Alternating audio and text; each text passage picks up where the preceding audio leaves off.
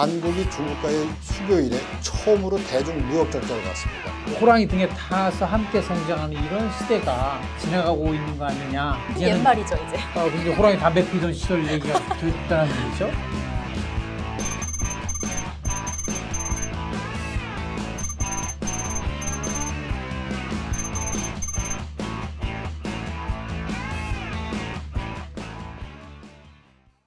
먹고 사는 게 가장 중요합니다. 오늘은 한중 경제관계를 한번 짚어보겠습니다. 여러분들 한중 수교가 2022년에 30주년을 맞았습니다. 그리고 지난해는 사실 새로운 한중관계 30년을 시작하는 한 해라고 했어요. 그런데 지난해 놀라운 일이 벌어졌습니다. 한국이 중국과의 수교 이래 처음으로 대중 무역 적자를 봤습니다. 작년에 한국의 그 대외 무역 적자가 100억 달러인데 우리가 중국 한 나라에 대해서만 무역 적자가 180억 달러입니다. 이걸 어떻게 해석을 해야 되는지 한중관계 수교 30년인 일에 새로운 변화가 생긴 것 같아요. 우리 한 박사님 어떻게 보세요? 근데 이게 이제 전례 없던 일이죠. 더군다나 작년 말 같은 경우에는 오히려 우리나라 최대 수출국이 중국이 아니라 미국이었단 말이죠. 그래서 이게 이제 중국과 한국과의 정치 관계도 지금 이제 사실 굉장히 안 좋은 상황인데 경제 분야도 더 이상 나빠질 수 있을까라고 할 정도로 경제도 마찬가지로 안 좋아진 것 같아요. 실질적으로 현장에서 보면 그걸 많이 느낄 수 있지 않나요? 네, 사실 시대가 참 바뀌었다고 생각을 하는데요. 아시는 분들도 있겠지만 기업도 기업이지만 이제 한중 관계의 변화가 생겼을 때 사실 제일 가장 먼저 직격탄을 받는 건 통번역 시장이에요. 그러니까 관계가 안 좋아지면 시장이 확 안 좋아지거든요. 근데 이제 과거 같은 경우는 그 베이징이나 상하이, 광저우 이런 대도시를 중심으로 그 한국 대기업에서 자체적으로 사내 동시 통역팀을 운영을 할 정도로 이렇게 통번역 수요가 굉장히 많았었거든요. 근데 이제 사공연구원은 아무래도 이제 동시통역사니까 통역시장의 현상을 얘기해 줬는데 사실은 이제 제 친구들 중국 비즈니스 하는 친구들 이렇게 보면 2, 3년 사이에 거의 다 사실은 없어졌어요. 다 문 닫고 회사를 접고 이런 경우가 많은데 한국으로 돌아오는 분들이 참 특히 많죠. 이제 중국에 가 있던 친구들은 다 돌아오고 가만히 생각해 보면 중국 경제, 한국 경제, 한중 경제 관련해서 기사를 쓸 때 보통 우리가 호랑이 등에 타라 이런 기사를 많이 썼잖아요. 예전에 그런 식으로 막 썼어요. 근데 이제 주로 이제 중국이라고 하는 아주 그냥 맹렬하게 발전하고 있는 이런 호랑이 등에 타서 중국과 함께 성장해야 된다는 것이죠. 그래서 뭐 예를 들면 중국이라고 하는 어떤 세계 공장에 우리가 중간재 부품을 공급을 하고 그러면서 중국의 수출이 늘면 우리가 당연히 또 함께 수출이 늘고 경제도 좋아지는 이런 형태였는데 올해 이제 180억 달러의 적자가 났다는 것은 호랑이 등에 타서 함께 성장하는 이런 시대가 지나가고 있는 거 아니냐. 중국이라고 하는 시장은 그냥 우리 수출의 한 30%를 받아주는 그런 매력적인 꿀시장이다. 꿀시장. 라고 하는 말이 옛말이죠 이제. 근데 호랑이 담배 피던 시절 얘기가 됐다는 얘기죠. 이게 92년부터 우리가 2022년까지 딱 진짜 어떻게 보면 수교 30년 동안에는 계속 대중무역 흑자를 기록해서 그리고 예전에 우리가 많이 듣던 이야기는 중국이 우리 보고 좀 더 자기네 물건 더 많이 수입해달라 항상 그 무역 적자폭 줄이려고 했던 건데 어떻게 그렇죠. 새로운 수교 30년이 시작되는 첫 해부터 우리가 어떻게 대중무역 적자를 내는지 반전됐죠 상황이. 운명의 아이러니도 같은데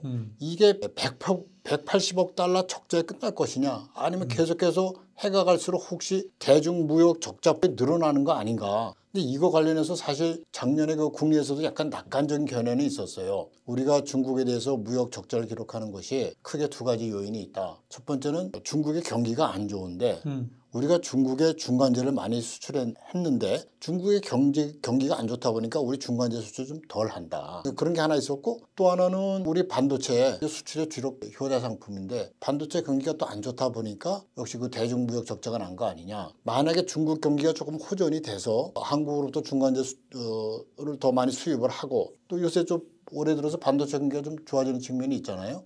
이게 또 호전이 되면은 또 작년에 기록했던 그 180억 대중무역 적자가 또 해소될 수 있는 거 아니냐. 또 이런 견해가 있는데 올해 어떻게 보세요? 구조적으로 좀 어떻게 흘러갈 것 같아요, 이게? 근데 이게 굉장히 좋은 지적이신 것 같아요. 그러니까 우리나라와 중국과의 교역에서 반도체가 차지하는 비중이 사실 절대적이란 말이죠. 그러니까 반도체를 제외하면 사실은 우리나라가 2021년부터 적자였다는 거예요. 근데 반도체가 그러면 중국이 이제 올해 반도체 시장이 좋아질 거로 예상이 되고 또 뭐 그렇게 이제 징후도 많이 나타나고 있으니까 그러면 반도체가 좋아지면 뭐 대중무역 적자 문제는 이제 사라질 수 있다. 그럴 수 있을 것 같아요. 낙관적 견해죠. 네, 그것만 보면 그럴 것 같아요. 근데 우리 구조를 보면 오케이 그럼 우리가 계속 중국과의 교역에서 반도체에 의존해야 되냐라는 문제에 직면하잖아요. 근데 반도체 이외의 분야도 우리가 볼 필요가 있는 것 같아요. 예를 들면 요즘에 국내 석유화학 업계가 굉장히 힘들어요. 뭐 어떤 공장 가동을 줄이거나 아니면 공장을 폐쇄하거나 이 정도예요. 뭐 적자가 쌓이고 그래서. 근데 이게 왜 그러냐? 하나예요. 중국 때문이에요. 그러니까 우리가 중국 수출이 계속 해왔었는데 우리나라 석유화업계의 가장 큰 시장이 역시 중국이었고 뭐 우리 전체 중국 수출에 차지하는 석유화학 수출 비중도 굉장히 컸어요. 근데 중국이 이걸 안 사간단 말이죠. 그거 왜 안 사가느냐? 한국과 중국 사이에서는 일종의 무건의 합의가 있었어요. 근데 범용 상품은 중국이 하고 고부가 상품은 한국이 한다. 상품은 한국이 할 수 있다. 그래서 우리는 사실은 고부가 제품을 중국보다 기술 함량이 높은 이런 제품을 만들어서 중국에 수출해왔단 말이죠. 근데 문제는 중국이 이제는 범용도 중국이 만들고 고급품도 부가가치 상품도 중국이 만든다. 네. 뭐 결국에 뭐 사실 그런 거 아니에요. 백색가전, 뭐 기계, 철강, 조선, 뭐 석유화 다 중국의 그 산업 경쟁력이 향상이 되면서 어떻게 보면 한국이 중국으로부터 추격을 당해갖고 캐첩당한 거 아니에요? 그러면 앞으로 미래에도 계속 이런 식으로 쭉 발전하게 되는 건지 어떻게 보세요? 그러니까 미래의 희망이 있는 거예요 도대체? 그래서 이제 이런 거죠. 그러니까 석유화학업계에서 보는 그런 어떤 범용 상품과 기술 상품 간의 어떤 분업 구조가 깨지는 것이 구조가 변하고 있는 거죠. 네, 그렇죠. 구조가 변하는 거죠. 그러니까 백색가전도 똑같은 이유로 똑같은 과정을 밟으면서 우리가 중국에 밀렸고 요즘에 이제 이슈가 되고 있는 게 이제 조선이에요. 심지어 우리가 조선 분야는 그래도 이제 고부가 우리가 잘 만들잖아요. 배를 이순신의 후예잖아요. 배를 잘 만드니까 우리가 이제 고부가 뭐 LNG라든가 아니면 뭐 이런 고부가 상품 제품을 배를 많이 만들었는데 중국이 그것마저도 이제 많이 따라오고 있다라는 거예요. 너무나 많아요. 사실 그런 예는 뭐 LCD라든가 아니면 핸드폰 같은 경우도 다 마찬가지고. 요즘 제일 잘 나가는 게 전기차 아닌가요?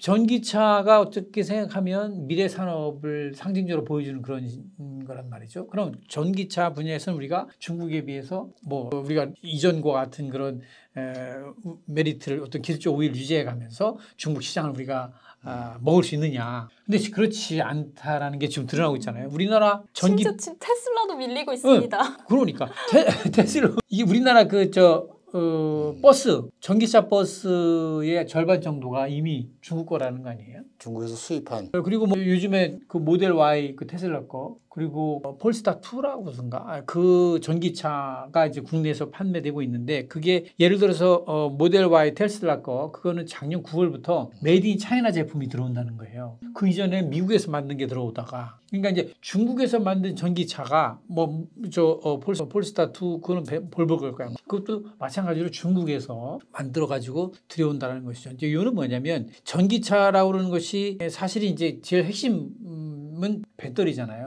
근데 전기차 배터리 분야에서는 중국이 물론 우리나라가 굉장히 강하지만 중국도 굉장히 약진했죠. 또 뭐 LFP라든가 뭐 이런 그 우리와 좀 다른 형태의 전기차 배터리를 가지고 이제 우리를 많이 추격을 해오다가 이미 우리를 추격한 상태란 말이죠. 이 얘기는 뭐냐면 우리가 전통적으로 뭐 백색가전이나 뭐 자동차나 이런 석유화학이나 이런 전통적인 산업뿐만 아니라 미래 산업에서조차도 중국의 경쟁력에서 밀릴 우려가 있다. 심각한 문제인 거죠, 사실은. 우리가 한중 경제 관계 이야기할 때 많은 경제학자들이 중국과의 산업에 있어서 초격차를 유지해야 된다고 그러는데 우리가 중국에 대해서 밀리고 있는 상황에서 오히려 중국을 뒤로 해서 격차를 유지할 게 도대체 뭐가 있는지 참 새해부터 좀 우울한 소식이긴 한데 그것뿐만이 아니라 사실은 우리가 최근에 너무 도처에서 중국 그 값싼 소비 제품을 많이 보고 있어요. 네. 이것도 지금 아주 요새 밥만 먹으면 다 화제가 그거예요. 이게 요즘에 정말 소비 시장이 비상이 걸렸습니다. 지금 중국산 제품들이 막 쏟아지듯이 들어오고 값싼 있는데요. 제품들이. 네. 근데 이제 저희가 작년에 그 중국 직구의 공습이라고 한번 얘기를 다뤘었는데 그때는 알리익스프레스를 좀 주로 다뤘었잖아요. 근데 알리보다 더 무서운 게 있었어요. 그래? 테무라고 아시죠? 네, 네.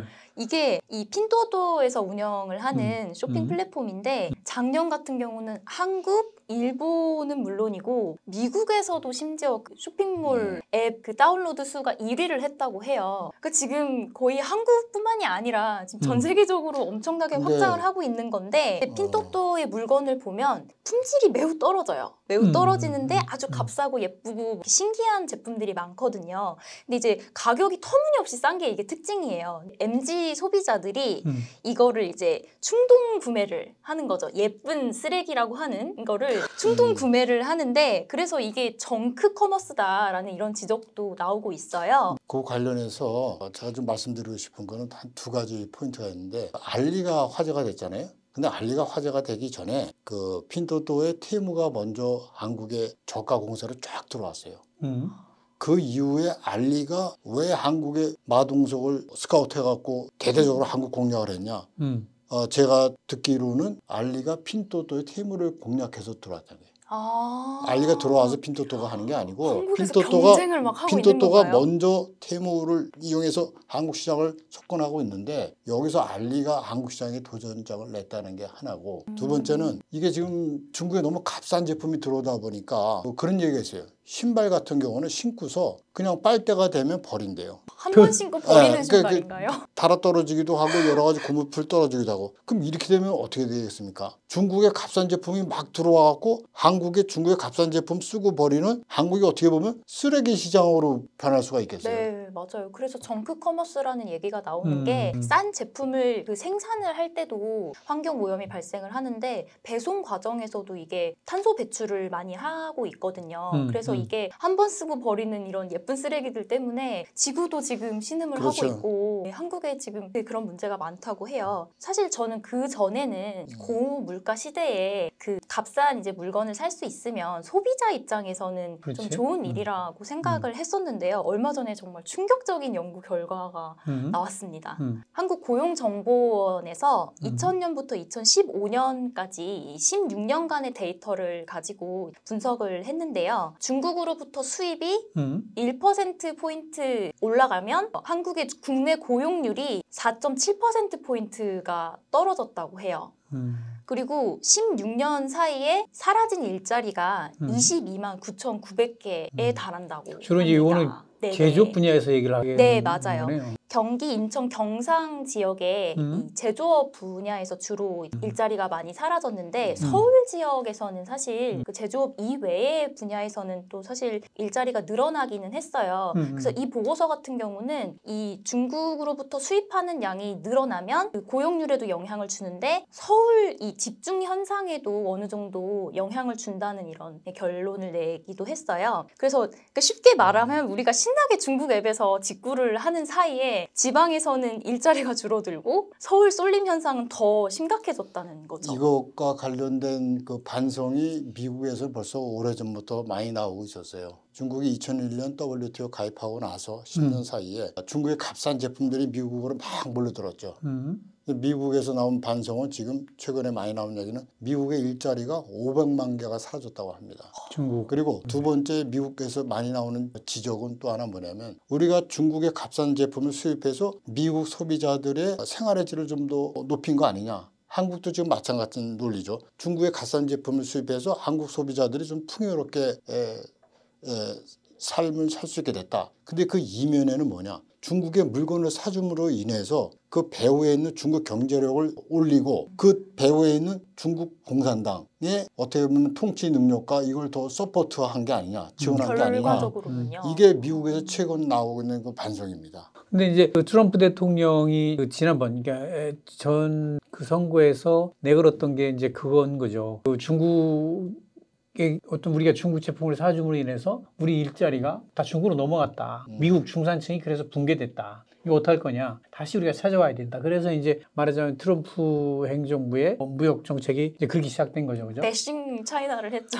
트럼프가 그래서 이제 중국으로부터 이제 수입이 많이 되고 무역 적자가 미국의 대중 무역 적자가 거의 한 3, 4천억 달러까지 갔을 거예요. 네, 그래서 맞아요. 트럼프 대통령이 그때 생각은 미국산 제품을 중국이 더 한 2천억 달러치 더 사게끔 그렇게 이제 트럼프 대통령이 중국에 압력을 가하면서 무역 전쟁이 터졌었던 건데 그와 유사한 상황이 지금 한중 관계에서도 수교 30년 지나서 새로운 한중 관계 30년 시작하면서 벌어지고 있는 게 아닌가라고 우리가 한번 고민을 좀 해봐야 될 것 같아요. 그리고 최근에 많이 나오는 이야기가 우리가 예전에 일본이 탈아 입구라는 슬로건을 많이 내걸었잖아요. 네. 자기네들은 아시아를 떠나서 벗어나서 유럽과 더 가까운 이제 그 시스템이라든가 체계 이렇게 유럽에 더 가까워진다 해서 탈아 입구를 내세웠었는데 요즘 유행하는 이야기가 탈중인미입니다. 탈중인미. 그러니까 중국에서 탈출을 해서 벗어나서 미국으로 들어간다라는 이야기가 요새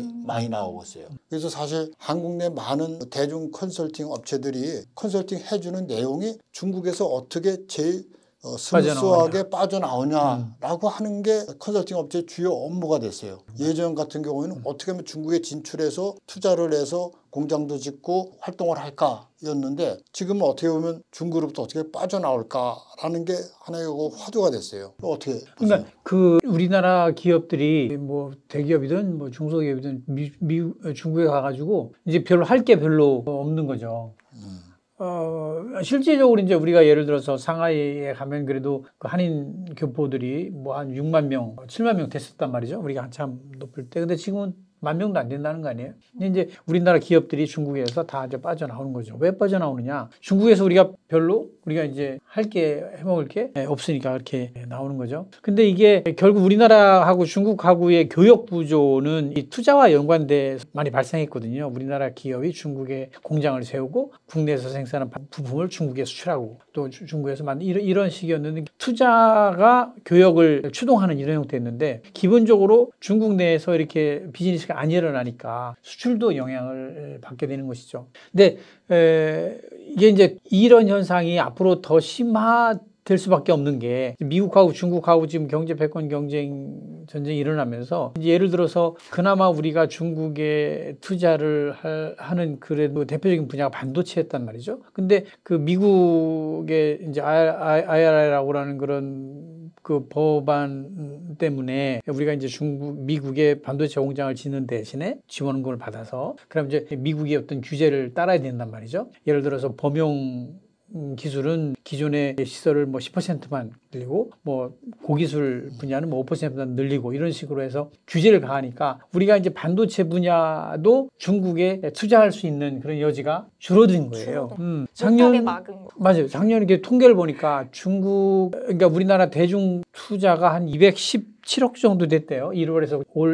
작년 1월에서 9월 사이에. 근데 그 같은 기간에 중국으로 투자한 액수는 15억 달러? 근데 그거는 큰 차이죠. 뭐 어떻게 할 수 없는 문제 아닙니까? 미중이라는 거대한 그 패권 전쟁의 틀 속에서 우리가 마음대로 그렇게 뭐 투자를 하고 싶다고 해서 투자가 되는 뭐 그런 상황이 지금 아닌 것이라 그건 어떻게 할 수 있는 방법이 없는 거 아니에요? 네. 중국 없이도 우리가 어떤 전체적인 교역이라든가 투자라든가 이런 것이 활발하다면 뭐 문제가 없을 텐데 이게 또 우리 경제와 중국과의 경제가 아무리 뭐 디커플링이 된다 하더라도 사실은 굉장히 밀접하게 아직도 엮여 있다라는 말이죠. 근데 이제 중국이 급속하게 어떤 기술 발전을 이루어서 중국에서 우리가 기업 경쟁력이 좀 뭐 상대적으로 예전과는 달리 좀 약화되는 그런 측면이 있다면 그래서 이제 그러면 다른 데로 가보자. 뭐 동남아든 아니면 뭐 투자 유럽이든 다변화, 중동이든 뭐 이렇게 한단 말이죠. 이런 얘기가 많이 나오죠.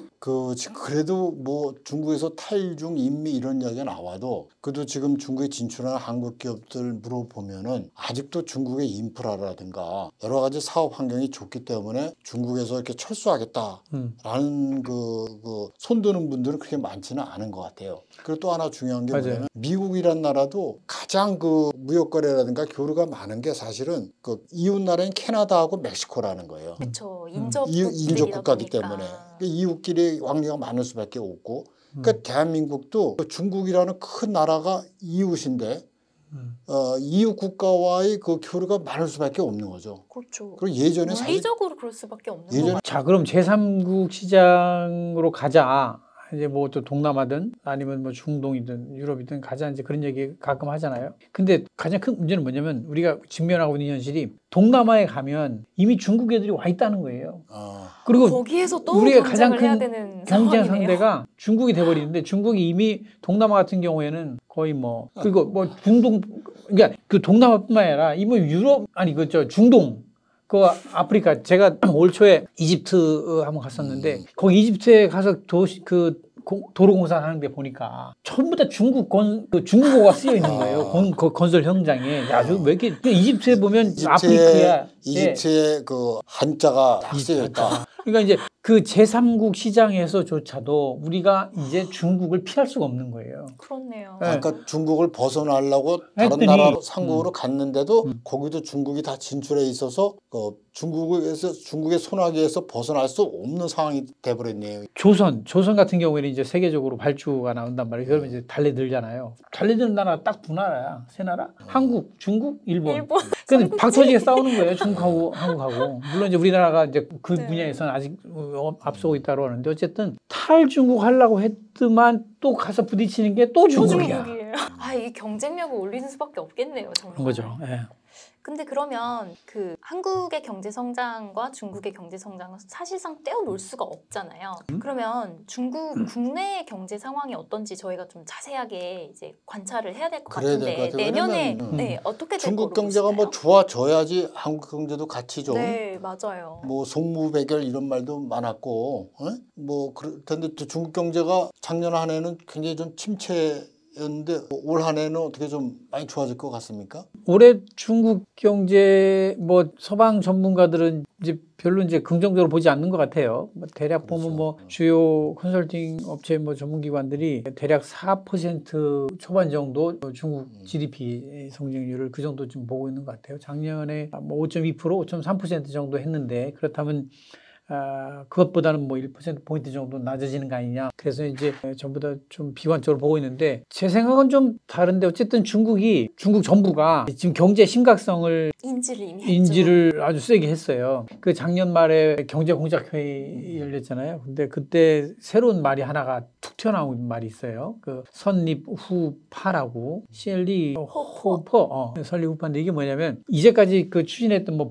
특히 부동산 정책의 경우를 보면 너무 지나치게 그 맹목적으로 과감하게 이렇게 정책을 추진하는 바람에 현실적이지 못하고 이런 데서 나오는 어떤 부동산 시장의 어떤 충격 이런 것이 발생했다. 이제 그래서 뭔가 그 시장의 어떤 질서를 먼저 지켜나가고 그 다음에 어떤 돌파를 한다. 이런 뜻으로 저는 해석이 돼요. 그 얘기는 뭐냐면 이제 앞으로 어떤 정책을 추진함에 있어서 현실적인 시장의 이런 면을 고려하고 이런 개혁이라든가 그들이 생각하는 어떤 그 이데올기적 그런 정책을 추진하겠다 이런 뜻으로 보이는데 그렇다고 그러면 중국이 올해는 좀 더 시장을 감안한 그런 정책이 많이 나올 것 같다는 생각이 들고 또 작년 하반기에 들어서 중국이 사실은 부양책을 많이 발표를 했어요. 그럼에도 불구하고 어떤 그 경제 구조적인 모순 때문에 즉각적으로 옛날 같은 경우에는 정부가 나서서 돈 넣고 부양책 내면 금방 확 일어났잖아요. 이제 효과가 났었죠. 근데 지금 중국 경제가 규모 사이즈도 커졌고 또 이런 그 지금 시진핑 경제 체제 자체가 어떤 그 시장의 이런 움직임을 적극적으로 담아내지 못하는 정책을 써내면서 반응의 속도가 좀 늦는 것 같아요. 근데 그렇다면 내가 보기에 뭐 이게 올 3월 양해가 지나가고 하반기 들어가게 되면 그동안에 추진했던 어떤 그 경기 부양책이 좀 효과를 내지 않을까. 어쨌든 내가 볼 때 작년 이제 올 3월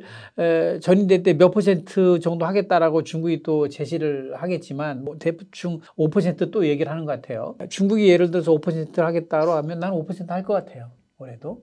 근데 어쨌든 작년보다는 그렇게 나빠지지 않겠다. 우리가 반도체 지금 얘기를 하고 있지만 반도체 분야도 수요가 좀 늘어서 중국의 수출이 좀 좋아지고 작년에 적자도 뭐 올해는 뭐 흑자로 다시 돌아서지 않을까라는 게 조심스럽게 제 생각인데 어쨌든 작년보다는 조금 나아지지 않을까라는 긍정적인 기대를 하고 있습니다. 저는 조금 비관적으로 말씀을 드리면은 올해도 그렇게 쉽지는 않지 않겠나. 왜냐면은 중국 경제의 어려움 이런 것이 중국 경제적으로 경제 논리에 따라서 자체적으로 갖고 있는 문제가 있을 수 있겠는데 그런 거로 인해서 중국 경제가 어려워지기보다는 사실은 시진핑 정부가 추진하는 어떻게 보면 경제 우선보다는 정치 정학 우선 이렇게 어떻게 보면 이념이라는 것이 이념이라는 그 정치가 경제에 작동을 하면서 여러 가지 문제가 많이 발생을 했잖아요. 중국의 플랫폼 경제도 그렇고 최근에 나온 이야기는 알리바바의 마윈 같은 경우는 엔트그룹에 갖고 있던 완전히 배제됐다. 지분 그것도 50% 넘던 게 한 6.3% 확 떨어졌다 그러고 이런 것이 어떻게 보면 거의 정치적인 것에 의해서 결정이 됐기 때문에 중국 인민들이 경제에 대한 믿음이 없다는 거죠. 그래서 사실 중국 정부가 미국으로부터 압력을 받으면서 쌍순환을 얘기하죠. 국제 대순환이 안 돌아가니까 국내 대순환을 통해서 국내 소비 진작을 통해서 인민들 돈을 써줘야 되는데 인민들이 돈을 쓸 형편이 안 되는 거죠. 민영기업가들의 민영기업이 죽으면서 일자리 창출도 안 되고 그러니까 돈을 안 쓰니까 경제가 안 굴러가고 그 중국 인민들의 마음을 소비에 대한 믿음을 좀 더 이끌어줘야 중국 경제가 살아나는 거지 그냥 중국 정부의 경제정책 몇 가지로 그게 풀릴까 저는 좀 더 지켜봐야 된다고 생각을 합니다. 근데 그런 것 같아요. 그러니까 GDP가 5%를 하고 4%를 하고 이거는 별로 중요한 게 아니고 중국 경제 구조가 어떻게 바뀌고 있는가 오히려 이런 면을 더 우리가 주시해야 될 것 같은 생각이 드는 게 이제까지 시진핑 이전에 중국 경제 체제는 어쨌든 시장이 추동하는 성장이었단 말이죠. 근데 시진핑 체제에 들어서서 시장보다는 어떤 정책. 근데 이게 특징이 뭐냐면 정부가 의도적으로 지원하는 쪽의 발전이 굉장히 가속화되고 크게 발전하는 데 비해서 그 이외에 어떤 시장에 의해서 성장했다. 예를 들어서 무슨 플랫폼 IT라든가 이런 시장 추동형 그런 산업 이런 거는 좀 안 좋아질 여전히 힘들 것 같아요. 물론 이제 그게 민영기업 쪽으로 많이 나가는데 근데 예를 들어서 전기차 AI 이런 데는 중국이 굉장히 심혈을 기울여서 자원을 모아주고 있잖아요. 근데 어쨌든 그런 쪽으로 크게 발전할 것 같은데 조금 내 중국 경제에 대해서 변명을 좀 중국 시진핑 변명을 좀 해주자면 시진핑으로서 어쩔 수 없을 것 같아요. 왜냐하면 미국이 죽이겠다고 달려드는데 시진핑도 나는 앉아서 당할 수 없는 거 아니에요. 그러니까 나는 내가 할 수 있는 어떤 국가 역량을 모아서 미국에 대응할 수 있는 그런 산업 키우겠다. 이제 그렇게 하다 보니까 이제 어떤 산업 정책 자체가 시장의 이런 움직임 이런 것보다는 정책 지향적이고 선택과 집중을 하는 거죠. 이제 그런 거예요. 그러다 보니까 불균형이 생기고 그러다 보니까 지금 유 소장께서 말씀하신 대로 경제가 이제 이거 이래서 되겠나. 우리가 정상적으로 생각하면 그런 우려가 많이 나오는 거죠. 아무튼 우리 입장에서는 중국 경제가 좀 좋아져야 그럼요. 한국 경제도 중국과 같이 협력하에 같이 이제 상생, 호혜 협력, 발전할 수 있는 측면이 있어요. 분명히. 그런데 우리가 좀 더 한중 관계를 볼 때 오늘 한중 경제 관계를 주로 이야기를 했습니다마는 정치라든가 외교가 경제가 더 발전되게끔 좀 도와줘야 되는데 오히려 한중 경제 협력에 발목을 잡는 그러한 한중 외교나 정치가 이루어지지 않았으면 좋겠죠. 불필요한 말이라든가 상대를 자극하는 말 이런 걸 통해서 한중 경제 협력을 돕지는 못할 망정 발목을 잡는 건 좀 안 됐으면 좋겠다라는 바람을 하면서 오늘 이 정도로 마칠까 합니다. 네. 근데 나는 가만히 생각해보면 우리나라 그 뛰어난 그 인재들이 전부 다 의사하겠다고 그러는데 그 사람들이 만들어 놓으면 중국 사람들이 무슨 큰 병에 걸렸거나 아니면 좀 건강검진 이거 오면 그 사람들에게 그냥 돈도 많이 받고 관숙 씨 친구분들 의료 통번역 분야가 또 확 그러면 거기서 일자리가 많이 생기고 의료 관련 랭귀지를 쫙 중국어를 많이 배워야 될 거예요. 그랬으면 좋겠네요. 차이나 의료 사람